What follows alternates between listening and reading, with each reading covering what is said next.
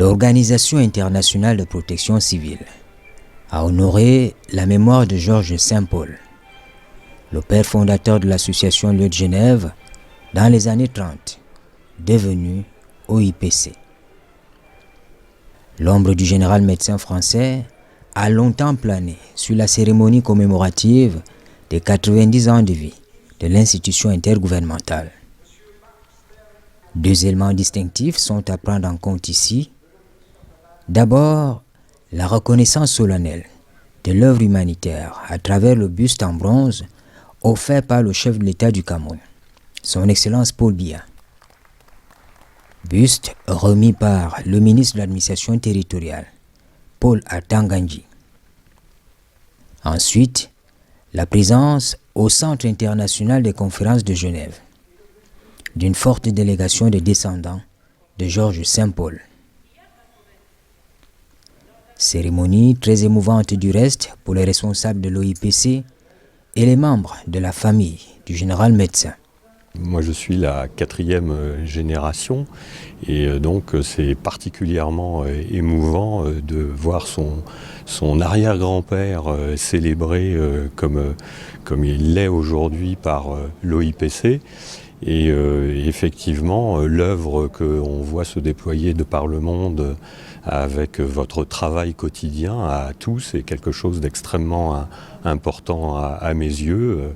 Je le vois comme spectateur externe, mais vraiment très attaché à une œuvre imaginée et à l'époque presque un petit peu rêvée par l'arrière-grand-père et qui aujourd'hui a vraiment des extensions partout dans le monde extraordinaires pour des populations qui en ont tellement besoin, qui sont dans des besoins terribles souvent et votre aide quotidienne sur le terrain est quelque chose, moi, qui me frappe beaucoup, qui me tient beaucoup à cœur et qui m'a procuré énormément d'émotions aujourd'hui à cette réunion où beaucoup de participants, de membres étaient présents autour de mon arrière-grand-père.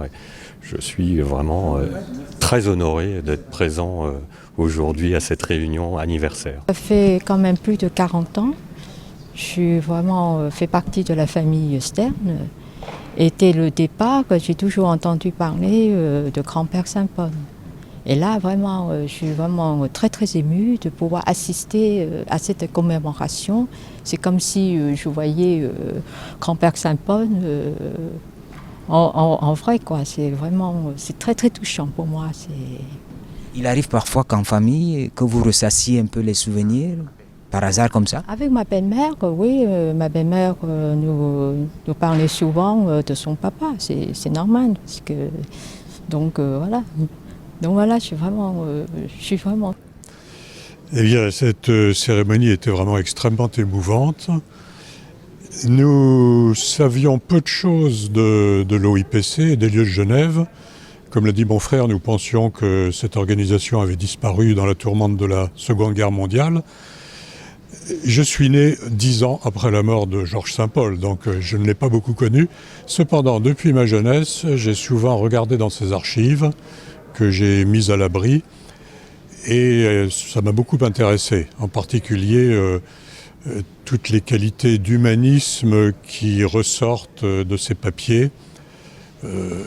C'était aussi un idéaliste, quelquefois pas très réaliste, mais enfin il a tout de même fait beaucoup de choses et son but était de consacrer sa vie à l'amélioration des conditions des humains en général, surtout des populations civiles.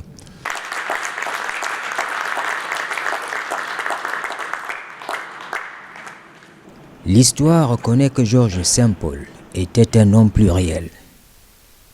Médecin, militaire, écrivain parfois contesté. Un humaniste dont les traces sont conservées dans son château de Racé, à Genillé, en France. Effectivement, nous sommes une famille très conservatrice. Tout ce qui touche au passé et aux archives, c'est-à-dire aux traces qu'ont laissées nos prédécesseurs, nous y tenons énormément. Nous avons tout conservé depuis 3 générations de notre arrière-grand-père, à la fois tous ses écrits, mais aussi ses effets. Et donc à Racey, Genillé, France, nous avons là-bas un petit patrimoine de notre arrière-grand-père hérité, pas simplement ses gènes, mais aussi tous ses écrits. Et effectivement, c'est un joli petit patrimoine qui est particulièrement passionnant à plusieurs titres. Moi qui suis passionné d'archives, les différents sujets qu'il a abordés au cours de sa vie, ils sont variés.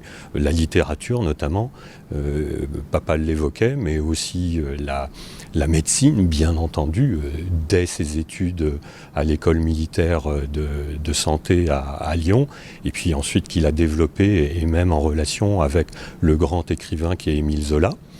Et puis évidemment, ses souvenirs personnels. Nous avons des photos extraordinaires des pays qu'il a parcourus. Il aimait énormément l'Afrique du Nord, notamment la Tunisie en particulier. Et on a des souvenirs là-bas qui sont absolument passionnants. Bien que je n'ai pas connu mon grand-père, j'en ai beaucoup entendu parler quand j'étais petit, et à Racey où mes parents habitaient. Et il y avait à l'époque beaucoup de souvenirs de mon grand-père. Et je me souviens qu'il y avait dans une dépendance de Racey une grande salle où étaient entreposées toutes ces affaires qui sont devenues les archives du général Saint-Paul. Il y avait des piles et des piles de lettres anciennes, je ne me souviens plus de la date, avec de magnifiques timbres.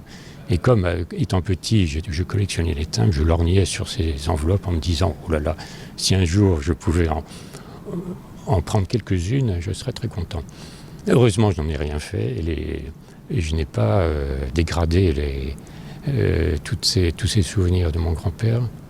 Dans la famille, nous le connaissons. En dehors de la famille, non, pratiquement personne ne le connaît, sauf un groupe de chercheurs qui, depuis quelques années, s'intéressent à lui, mais pour un sujet complètement différent. Pour ses travaux médicaux, il n'avait pas peur d'être mal vu, parce que, par exemple, il était dreyfusard. Alors, ceux qui connaissent l'histoire de France se souviennent de l'histoire de Dreyfus, et être militaire et dreyfusard, les deux à la fois, c'était très risqué et c'était s'attirer beaucoup de haine. Mais bon, il n'avait pas peur du jugement des gens. Je pense qu'il s'intéressait surtout au jugement de sa propre conscience. On regrette tout de même le porteur de l'idée de création des zones de refuge pour les personnes vulnérables pendant la Grande Guerre gagnerait à être connu dans son pays natal. Un nom de rue ou d'une place publique raviverait sa mémoire. Oui, je le regrette dans un certain sens. Mais ce qui serait peut-être souhaitable, c'est que la France soit plus impliquée dans cette organisation, je pense. Or, en France, je n'ai pas l'impression que ce soit le cas, bien que je ne connaisse pas vraiment la situation, mais il me semble que le but de cette organisation, c'est vraiment une action mondiale entre la misère des populations, c'est ça. Donc il faudrait que ce soit vraiment... il faudrait que les peuples s'unissent, que les nations s'unissent. J'espère avoir quelques éléments que par Internet ou je ne sais quoi, des photos, etc., pour agir sur la municipalité de mon village. Déjà, c'est par là que je peux commencer, parce que je connais les élus municipaux. Et ils ont donné des noms de rues dans un nouveau, près de nouveaux bâtiments, qu'ils ont baptisé rue des Cyprès, rue des Hêtres, rue de tout ce que vous voudrez.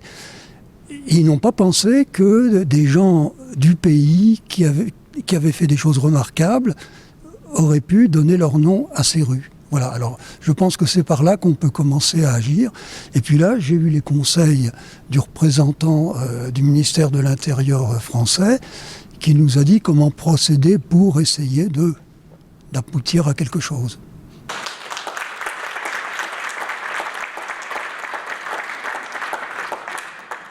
Le processus de réhabilitation de la mémoire de Georges Saint-Paul et de la transmission orale aux dépens de l'écrit est amorcé. C'est un travail de recherche et d'assemblage de tous les éléments probants qui prendra encore du temps.